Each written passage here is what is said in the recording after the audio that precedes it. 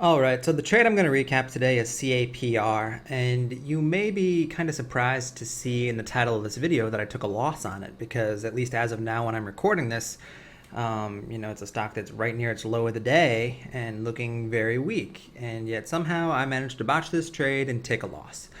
And I have some really mixed feelings about it because, in some ways, I feel like taking this loss was the right thing to do, and in other ways, I'm just very frustrated by it, and it was just kind of a difficult play for me. So I'm going to recap the morning portion of this trade. I lost about $4,400 on it, something like that, after commissions, and just talk about the factors that led to it. Now, CAPR, of course, was yesterday's big runner, went up to a high of 162, closed up over 100% on the day, and today was gapping down a little bit. So, that's my overextended gap down strategy. And those are the kinds of plays that are really no-brainer shorts for me and that I am willing to lose on. They're not all going to work, but I love the risk reward of the trade.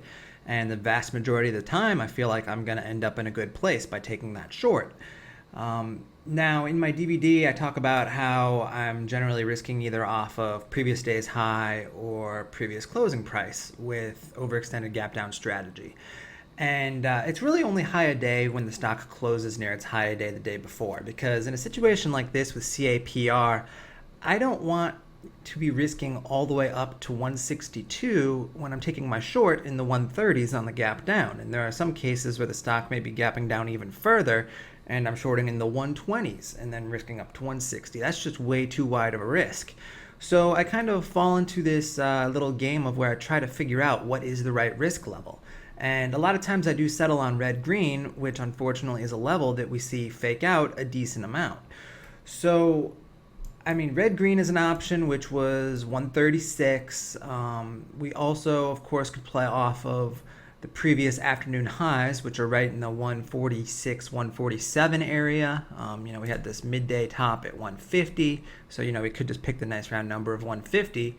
And also there's this lower high here that's up in the 155 area. So these are all potential risk levels, and it just becomes a very difficult job of me figuring out on a case-by-case basis of which risk level to use, because I don't want to set my risk level so wide that I'm kind of killing my risk reward, and the reward is going to be about equal to the risk I'm taking, or maybe even less. But at the same time, I don't necessarily want to use the tightest risk level like red-green, where I'm going to get stopped out and faked out far more often. So it's just that delicate balancing act of trying to figure out, rate of success with the play working versus the risk reward you're going to wind up with the wider the stop level you use. So in this case with CAPR, I was, considering some of my short off of red-green. I was also thinking about these afternoon highs in the high 140s, the 150 area. And this morning,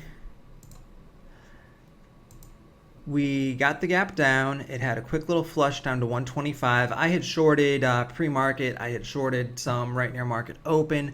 I was short from the low 130s, and I think I had roughly 30,000 shares short. And it held pretty well, came back, and as it was breaking red-green, I just thought, okay, I'll get out here. And unfortunately, it just didn't fill much. I was trying to cut some at red-green with the idea of hoping it would spike up into the 160 area, reject into yesterday's high, and I could just reshort up there. What wound up happening, unfortunately, was that I didn't fill much on red-green, and then I wound up having to chase the spike a little bit. I stopped out most, if not all, in the mid-140s, and what this wound up doing, the area that I was considering as risk in the first place, the 147 area or the 150 area, yesterday's afternoon highs, it broke just through those. It topped out at 153. Any risk level I use, really, aside from yesterday's high a day or yesterday's lower high, the 155 area, I'm going to get stopped out in this situation. And unfortunately, this is a fake because it pulled back, consolidated in the 140s for a brief amount of time. And this is a very difficult reshort for me because here, as it's holding VWAP, kind of churning, deciding which way it's going to go, this could just as easily ramp back up and rocket versus break down. So it's hard for me to take a short in here. And any short I might take in here would really have to be off of, I think, the 162 risk. I don't want to use this intraday high right here. I want to use yesterday's high, the level I think that matters. And that's just too wide of a risk again for me. I don't want to risk 15, 20 cents on a play that I feel is really about 50-50 at this point. And then it broke and went back red, and I just was left feeling very frustrated because I wound up, building back into a short again in the 130s once again, about the same average I had before. And I just kind of felt like I had taken a needless loss this morning. So on one hand, it's good that I stop. I guess it's good that I protect myself. I don't let the play get too out of control on me.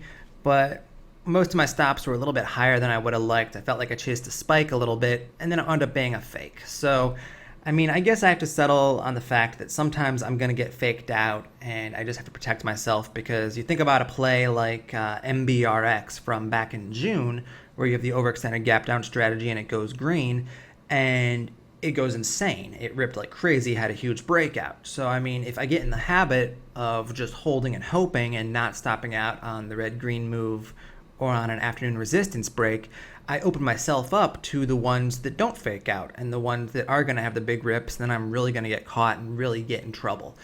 So, I just started tracking some overextended gap downs again in the last month, and it's something I'm going to continue tracking. I'm going to work on looking at a lot of different risk levels I could possibly be using and analyzing, how often do certain ones break, what kind of risk reward would I wind up with if I'm using that level on a consistent basis. And hopefully I find the answer to my question, to which level I can play off of where I still maintain a good risk reward and don't get faked out as often.